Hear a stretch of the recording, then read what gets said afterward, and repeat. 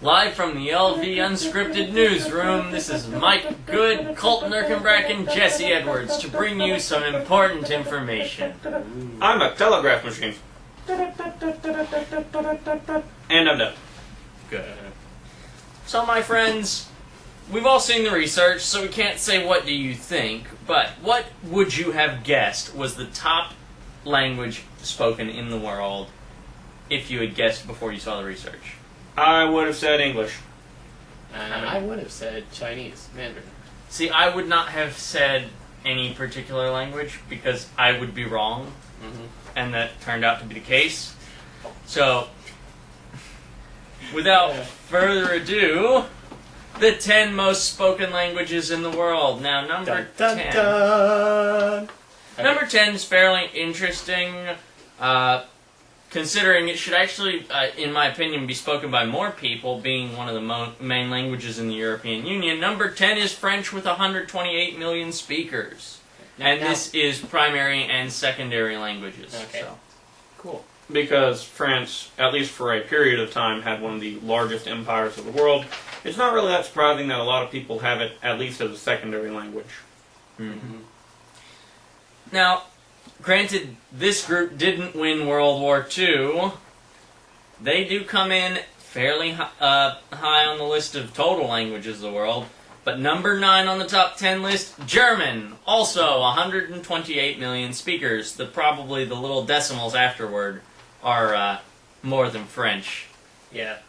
Yeah, it's actually kind of interesting. German was almost, voted in as the official language of the United States. Because there is an official language of the United States, as opposed to you naysayers. It was voted on, and it was approved as English.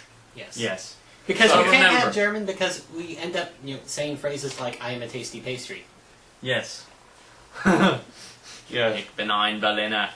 I am a jelly donut. Yay, I am a tasty pastry. So, yes, German is a national language of the United States, almost. English is the national language, and we would thank everyone who lives in the United States to learn it. Please. Por favor. Anyways. Spanish. So, number 8, actually surprising that it's this low on the list, too, considering it is almost the language responsible for the colonization of the New World, Portuguese, 191 million speakers. Portuguese is fun. Portugal. Now, how can they be going extinct if there's 211 million Bengal tigers? Oh wait, that's not Bengal tigers, number 7 is Bengali. I'm not even entirely sure where Bengal is. It's Bangladesh. Bangladesh? Yeah, it's a country in Southeast Asia on the west coast, yeah. Very well. Please don't do that again, Kit. Do what? You know exactly what. Number 6. You know what you did. Number 6, with 242 million people who, for some reason, we either want to kill or, Befriend. befriend. We're not sure. We Americans are quite schizophrenic as to our desires. I don't think schizophrenic is the word you're looking for here. Yeah, schizophrenic works. Yeah, I think it works. Number 6 is Arabic. Yeah. Which is... It's probably due to the fact that, the way Islam spread. Islam And spread. how it's pretty much all of North Africa and the Arabian Peninsula, all the way pretty much off to India, speak it. Yep. Well, this one also failed to win a war. Number 5, after losing the Cold War, it's Russia with 277 million speakers. Which is not too terribly surprising that it made the list, considering the sheer size of Russia and all of the various little satellite nations Russia put acquired. the metaphorical boot on. And hey, let's face it, acrylic letters look awesome. They do. Yeah. They do. I won't deny it. They look kind of badass. Number 4 can be found south of the border. 417 million speakers. It's Spanish. Yay! Who also had a quite sizable empire long, long ago. In a galaxy far, far away. Not really. It was actually on this planet. So, Yes. Number 3, going back to Southeast Asia, is Hindi with 487 million speakers. So you better brush up on your Bollywood. Yep. Now, drum roll, please. As we lead up to the top 2, we're going to speak about the most important language in international commerce. Number 2, with 508 million speakers, is English. Sorry, Jesse, you would have been wrong. We're still the international trade language. We win. We're the richer language. Yes. And number 1, Mandarin Chinese, with 1.344 billion speakers on the earth. Yeah. Which, honestly, shouldn't be too terribly surprising, considering China has more people than they do rice. Yeah. Actually, what would be kind of interesting is to actually crunch the list and do it, what's the most commonly spoken language as a first language versus as a second language. Especially in China, because they got like 2 different versions of Chinese. Let's see, there's Mandarin Chinese, there's Cantonese. Which are the only 2 I'm aware of. Those are the only 2 that most people hear of, but there's probably like a few other dialects, because there's something like 54 different ethnic groups or something like that in China alone. Mm-hmm. It's no wonder they tried to kill each other for so long before finally unifying. Mm-hmm. So now that you've had your geography lesson for the day, let's go to science. Science! It's kind of funny how, people of 2 entirely different ages can make, really weird and completely opposite impacts on society and decisions. Like, there is this school kid in Maryland, a high school kid, who actually developed a test for pancreatic cancer. That is sounds actually important. much more effective. It is important. Pancreas is what you need to digest things, like sodas. Heard that it was something along those lines. But yeah, the cool thing about this test is it's faster and much more accurate than tests that are out already. Interesting. And that basically it works the same way as a litmus test. That's that little strip of paper people put in their pools to see whether or not it's safe to go swimming or whether or not their skin will peel off. Also a very important test. But yeah, and he actually won a contest. He actually ended up winning $100,000. So yeah, but he doesn't get to keep the patent on it. Yeah, that's the only problem. See, like $100,000, that's great, but that test is going to be used billions of times. Yeah, well, hopefully he's going to take that money and apply it to college and find a way to make money off of his research. Actually do something even awesomer. Maybe. But on the opposite scale, did you hear about the 28-year-old guy who hopped on his motorcycle? I have to interrupt you for a second. You gotta feel sorry for that 15-year-old kid now, because if he doesn't do something else amazing before, his generational line is up, he will have peaked when he was 15. That would be a terrible way to live the rest of your life. Well, it's like it's a good thing. Like being a childhood actor. Well, it's like people say it's a good thing Alexander the Great died when he did. Otherwise, he would have been Alexander, the guy who conquered a lot of stuff, and then sat on it. So yeah, wherever you are, kid, hey, we're rooting for you. Yes. Yeah. You must do more. Now back to your 28-year-old motorcyclist. Okay, yeah, so there's this 28-year-old guy who's somewhere around New York City. He hops on his motorcycle, and he goes out for a ride. Okay.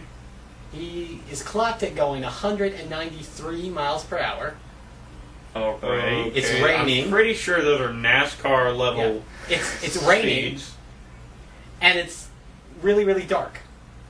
Okay, even NASCAR stops the race when it's raining. His plan was to he said go to the hospital? Actually, in all honesty, yes. He told the cops that he was going to a hospital to visit his friend. You don't visit nobody at 193 miles an hour. Yeah, you know what he was probably doing? Canada! Yeah, if you get that reference, kudos to you. The only thing I know Canada from would probably be Saints Row 2, because that's the fancy motorcycle you get when you beat the Ronin. Okay, but that's another reference to it. I know, something. It probably is. Yes. That's terrible. But yeah, come on, 28. You know better. You know better to do that. Obviously not. The average male brain is fully matured at the age of 25. At the age of 28, this full-grown adult male thought it would be absolutely fantastic to ride his motorcycle in the rain, in the dark, probably without his headlights on, at 193 miles an hour. My best guess is he is having a very, very early midlife crisis. I'm going to say this much. That just sounds like something that's brainless. And speaking of brainlessness, we have a zombie apocalypse on our hands. Shocking news from Miami, which you've probably already heard by now, but I will recite it off of this paper. Down in Miami, because Miami's where all the cool people go to eat brains. Cool people go to eat. Come on, there's co-eds and everything. A man by the name of Rudy Eugene apparently ran out of his house, stripped naked, and began eating the face of local hobo Ronald Papa. Just decided, I'm going to eat a hobo face. What? Huh? The police responded quickly, immediately demanding Rudy to stop eating the hobo. Rudy... Okay, we shouldn't laugh. I know laugh. this is a terrible thing, but I can't help We shouldn't but laugh, but this... This sounds like something that Hollywood would make up, but you can't make this shit up.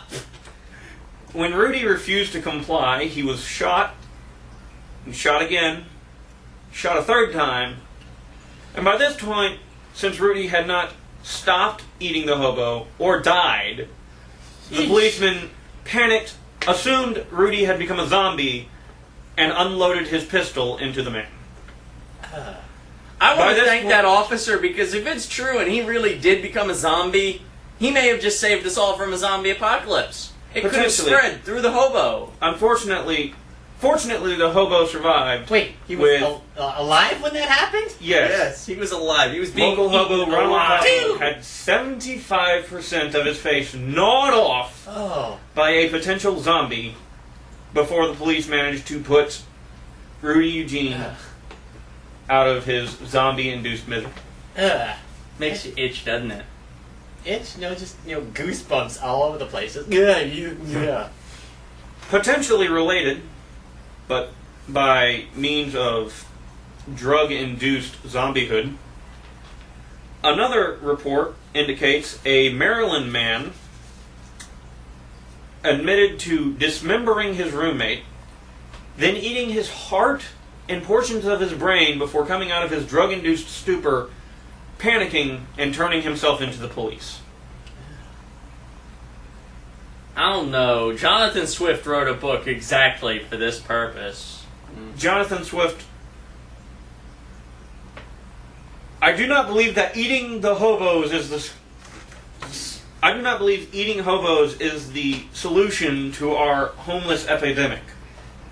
It's a very bad solution. What's going on here? That's almost Hitler level.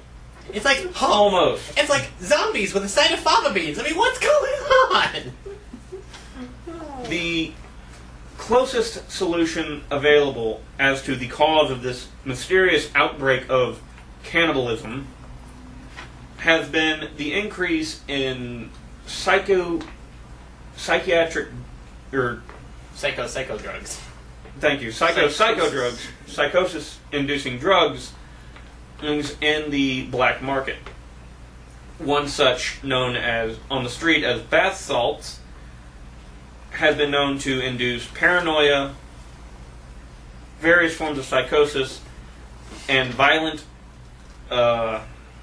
tendencies. Tendencies does not begin to describe it. However, face gnashing. This does pose, hopefully, as a sign to drug users everywhere. Be careful of what you pick up, because they're putting more crap in your drugs these days, and most of it probably is not good for you. I mean, you think why are we telling drug users to be careful about the drugs they use? How about we just they're tell not them... going to stop using the drugs. We've been telling them to stop using the drugs for decades now.